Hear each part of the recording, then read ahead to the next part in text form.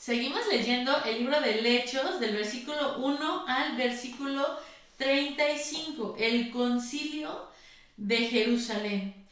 Cuando Pablo y Bernabé estaban en Antioquía de Siria, llegaron unos hombres de Judea y comenzaron a enseñarles a los creyentes: a menos que se circunciden como exige la ley de Moisés, no podrán ser salvos. Pablo y Bernabé no estaban de acuerdo con ellos y discutieron con vehemencia. Finalmente la iglesia decidió enviar a Pablo y a Bernabé a Jerusalén junto con algunos creyentes del lugar para que hablaran con los apóstoles y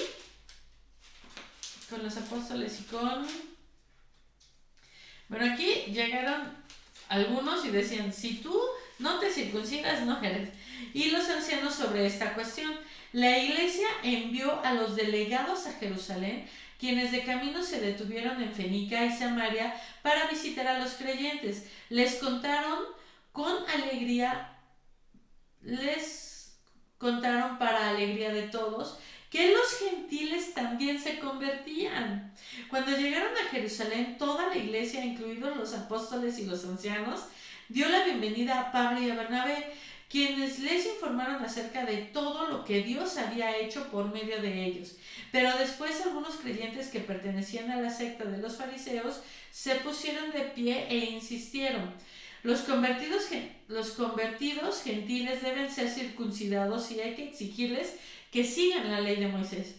Así que los apóstoles y los ancianos se reunieron para resolver este asunto. En la reunión, después de una larga discusión, Pedro se puso de pie y se dirigió a ellos de la siguiente manera: hermanos, todos ustedes saben que hace tiempo Dios me eligió de entre ustedes para que predicara a los gentiles, a fin de que pudieran oír la buena noticia y creer. Dios conoce el corazón humano y Él confirmó que acepta a los gentiles al darles el Espíritu Santo, tal como lo hizo con nosotros.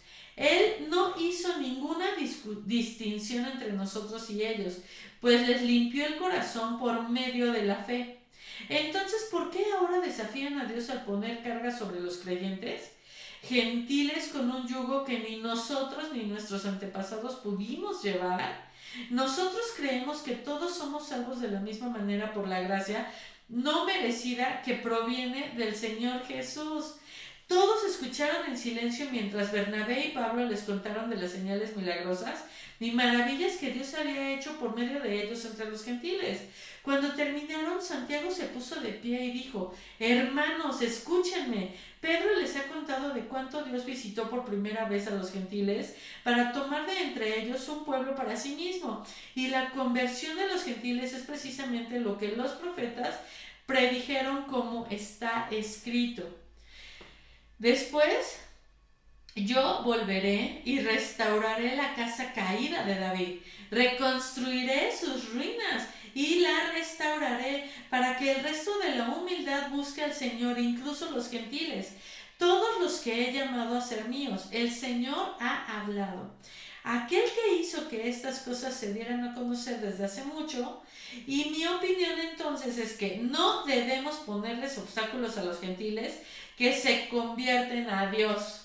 Al contrario, deberíamos escribirles y decirles que se abstengan de comer alimentos ofrecidos a ídolos, de inmoralidad sexual, de comer carne de animales estrangulados, de consumir sangre. Pues esas leyes de Moisés se han predicado todos los días de descanso en las sinagogas judías de cada ciudad durante muchas generaciones. Entonces vamos a leer la descripción de esto que estamos leyendo. Del versículo del 1 al 35 dice: determinar si los creyentes gentiles debían obedecer la ley de Moisés para ser salvos era un asunto extremadamente importante en este punto de la historia del cristianismo. Si no era manejado con mucho cuidado, potencialmente podían dividir a la iglesia primitiva. La controversia se intensificó debido al éxito de las nuevas iglesias gentiles. Los judaizantes eran líderes por creyentes que eran fariseos convertidos, y ellos insistían que los gentiles debían someterse a la ley de Moisés incluso circuncidarse. En otras palabras, decían que los gentiles primero debían convertirse en judíos antes de convertirse en cristianos. Hay algo de fariseísmo en cada uno de nosotros. Sin darnos cuenta podríamos llegar a pensar erróneamente que mantener las tradiciones y las costumbres equivale a obedecer a Dios. Asegúrese de que el mensaje del Evangelio sea una fuente de libertad y vida para quienes lo escuchan, no un cúmulo de reglas indebidas y de ceremonias frustrantes. Vamos a continuar leyendo la descripción del versículo 2, en donde dice: ¿debían los creyentes gentiles cumplir con las leyes de Moisés y otras tradiciones judías para alcanzar la salvación? Es pregunta. Los judaizantes insistían que sí. Para comprender su manera de pensar, debemos recordar que en un principio todos los creyentes eran judíos y que la iglesia primitiva era considerada una secta de judaísmo. Estos creyentes pensaban que el cristianismo no debía pasar por encima del judaísmo, sino edificar sobre este. También deben haberse preocupado de que tan pronto habría más creyentes gentiles que creyentes judíos y que los valores morales de los creyentes decaerían si no seguían la ley. Sin embargo, Pablo y Bernabé no estaban de acuerdo con ellos y la iglesia de Antioquía los envió a Jerusalén para que presentaran ese problema ante los líderes de esa iglesia. Entonces el concilio de los apóstoles y los ancianos reafirmó la convicción de Pablo y Bernabé que, aunque consideraban que la ley del Antiguo Testamento era muy importante, cumpliría, incluyendo la circuncisión, no era un requisito para la salvación. La ley no puede salvar. Es únicamente por la gracia de Dios, por medio de la fe en Jesucristo, que alguien puede ser salvo. Leyendo, es importante notar la manera en que la iglesia de Antioquía y la de Jerusalén resolvieron el conflicto. Número 1. La iglesia de Antioquía envía una delegación para buscar una solución. Número 2. Los delegados Pablo y Bernabé se reunieron con los líderes de la iglesia para dar sus informes. Número 3. Los líderes discutieron el asunto y escucharon los testimonios de Pedro, Bernabé y Pablo. El número 4 es: Santiago resumió el informe y formuló una decisión. Número 5, todos se sometieron a la decisión. Y número 6, el concilio preparó una carta para la iglesia de Antioquía y la enviaron con delegados para explicar la decisión. Esta es una forma sabia de resolver conflictos en la iglesia. Debemos enfrentar los problemas y permitir que todos expresen su perspectiva del asunto ante líderes que sean espiritualmente maduros y capaces de tomar decisiones sabias. Entonces, todos deben someterse a la decisión. La descripción del versículo 10 dice: si la ley era un yugo que los judíos no podían llevar, ¿de qué les sirvió tenerla a lo largo de su historia? Pablo escribió que la ley era una guía para mostrarles sus pecados, a fin de que se arrepintieran, volvieran a Dios y vivieran correctamente. Esto lo vemos también en Romanos, del capítulo 3, versículo 20. Era imposible volvieran a Dios y vivieran correctamente. Era imposible, y aún lo es, obedecer la ley perfectamente. Este Santiago es uno de los hermanos de Jesús. Llegó a ser el líder de la iglesia en Jerusalén y escribió el libro que lleva su nombre. Vamos a seguir leyendo hasta aquí la descripción del 16 y 18. A pesar del testimonio de Pedro, Bernabé y Pablo dieron sobre las experiencias que habían tenido con los gentiles. Santiago recurrió a la palabra de Dios como prueba definitiva de la verdad. Nosotros debemos hacer lo mismo con nuestras experiencias en vida. La palabra de Dios debe tener la última palabra. Cuando mejor conozcamos la palabra de Dios, cuanto más la leamos, la estudiemos, la memoricemos y meditemos en ella, mejor podremos discernir lo que es bueno y correcto en momentos de incertidumbre y desacuerdo doctrinal.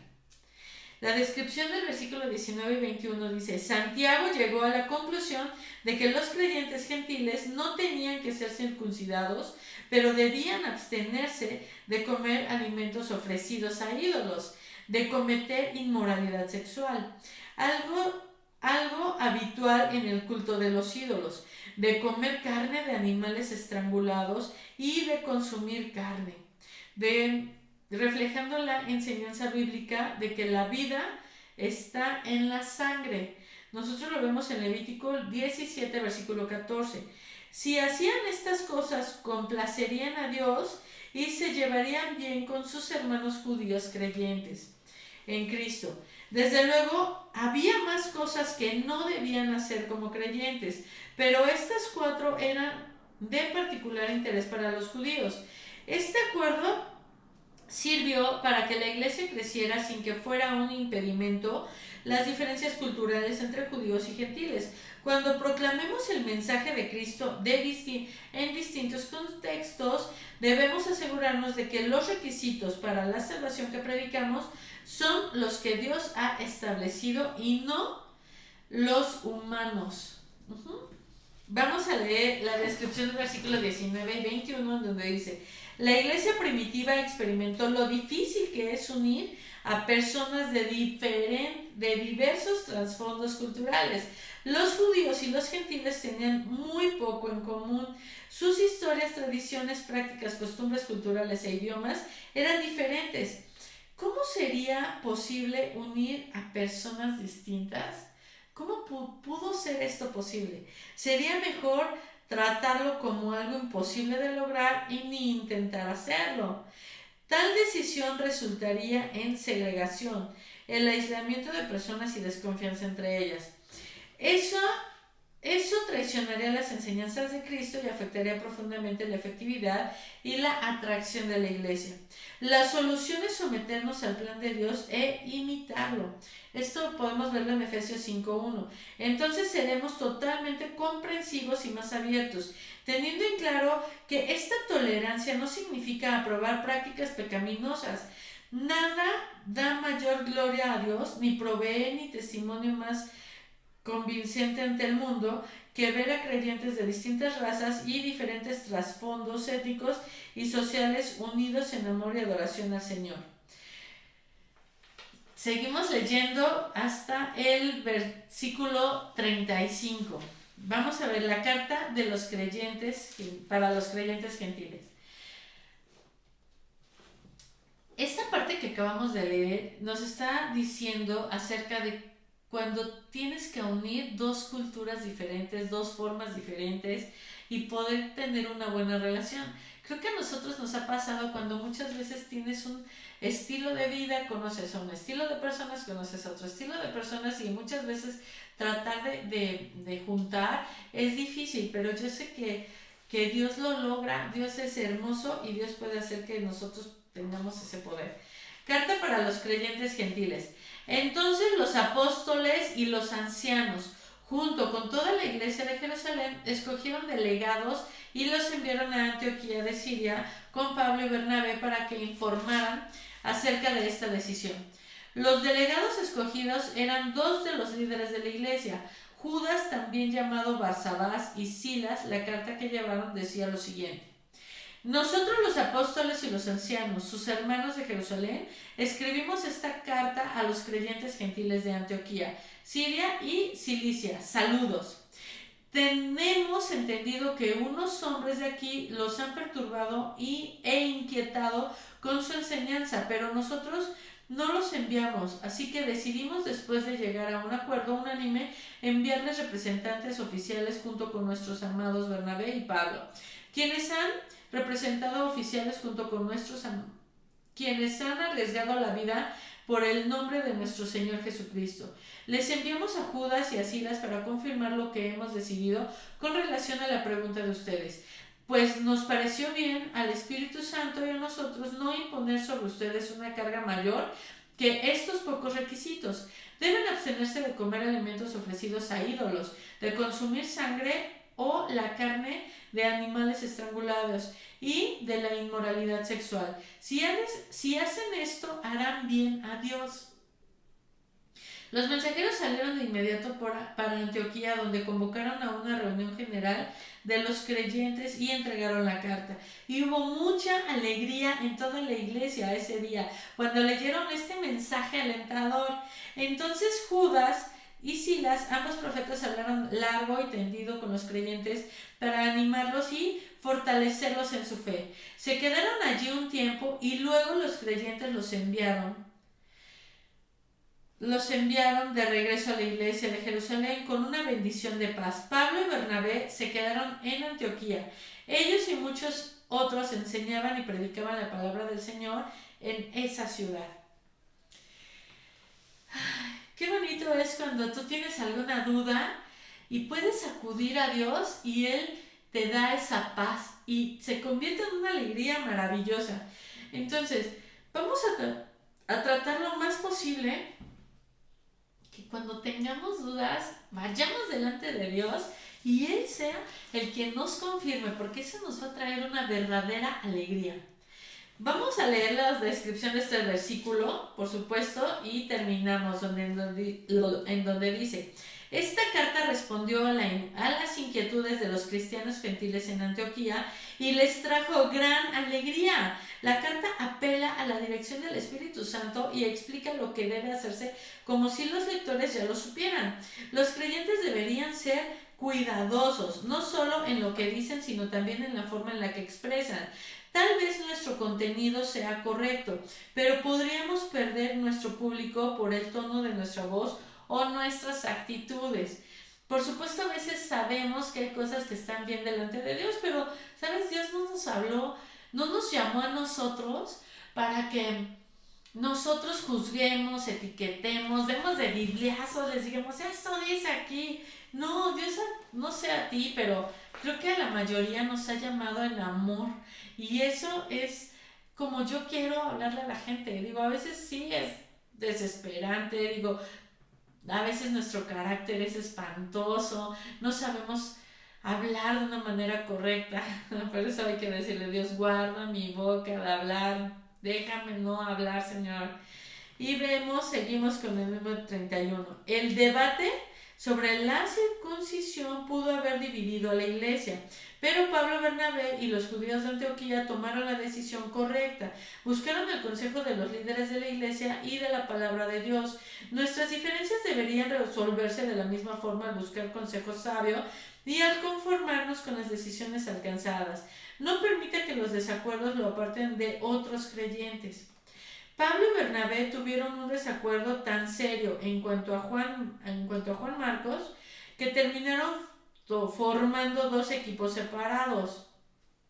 Sin embargo, esto ocasionó que estos grandes predicadores trabajaran en dos campos misioneros en lugar de uno. Dios obra aún en medio de conflictos y desacuerdos. ¿Sí recuerdan cuando se molestaron Pablo y Bernabé por Juan Marcos? ¿Sí? Que hubo ahí como un pequeñito conflicto. Bueno, aquí lo podemos ver que Dios dice que Él, aún en medio de algunos conflictos, pues Dios siempre actúa. Tiempo después, la ruptura entre Pablo y Marcos sería sanada, y lo vemos en 2 de Timoteo 4:11. Los cristianos no siempre están de acuerdo en todo, pero los conflictos se pueden resolver reconociendo que existen diferencias y dejando que Dios cumpla su voluntad. Me seguí.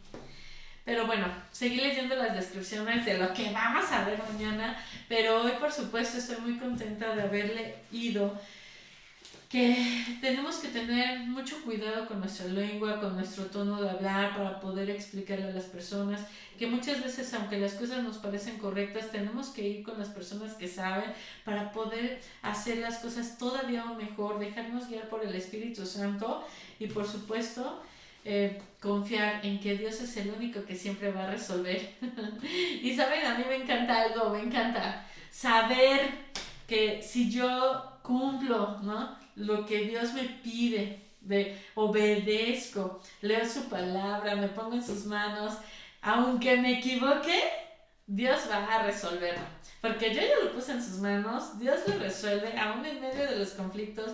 Dios nos cuida, Dios nos guarda, Dios pone ángeles alrededor de nosotros, literalmente nos cubre con su sangre preciosa, haciéndonos invisibles ante la maldad de la gente. Hay cosas que a veces pasan, pero no nos dejemos estresar. Si vienen enfermedades, puede venir un cáncer, puede haber una serie de accidentes fatales, ¿no? Pero no debemos de dejarnos perder la esperanza. Yo le pido a Dios que nos dé sabiduría. Señor, como siempre, creo que lo más importante que yo puedo pedirte, Señor, es que tú me des sabiduría, que dirijas mis pasos, que me ayudes a hablar delante de la gente bien. Te lo ruego en el nombre de Jesús. Amén. Te mando un fuerte abrazo y vamos a seguir leyendo a partir de mañana la Biblia, pero hoy no se te olvide que todo esto es para fortalecerte, para fortalecer tu espíritu. Esto me sirve a mí porque me fortalezco, hago algo que me gusta, que me encanta, y por supuesto lo hago con todo mi amor y mi corazón. Tú puedes leer la Biblia tú solo en tu casa, por supuesto. Si quieres a que lo hagamos juntos en donde yo te estoy leyendo la Biblia, me encanta también. Y bueno, pues nuevamente te mando un fuerte abrazo y nos vemos para seguir leyendo la Biblia.